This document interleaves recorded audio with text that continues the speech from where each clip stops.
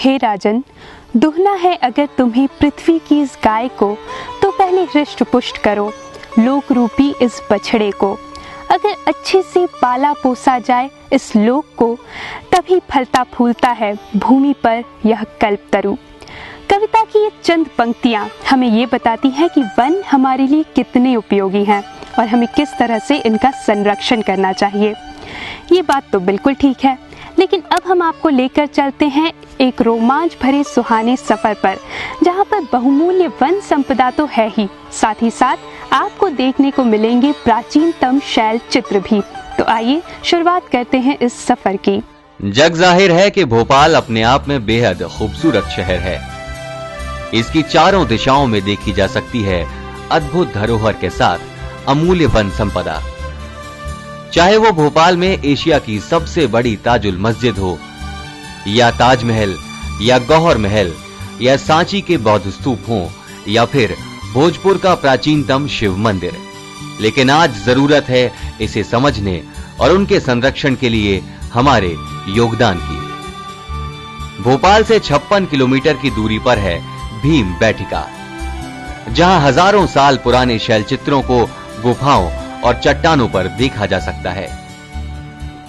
इनकी गिनती विश्व की प्राचीनतम धरोहरों में होती है। आपको हैरत होगी ये जानकर कि ठीक इसी तरह के, या फिर यूं कहें कि इससे बेहतर शैलचित्र और गुफाएं इन्हीं विंध्याचल की पर्वत श्रेणियों में मिलते हैं। हम पहुंच गए हैं भोपाल शहर के शाहपुरा लेक से केवल 15 किलोमीटर की दूरी पर, और यहाँ से शुरुआत होगी हमारे असली सफर की। हम सब केवल 3.5 किलोमीटर बाद पहुंच जाएंगे उस जगह जिसका है आपको भी और हम सबको भी बेसब्री से इंतजार। तो आइए चलते हैं।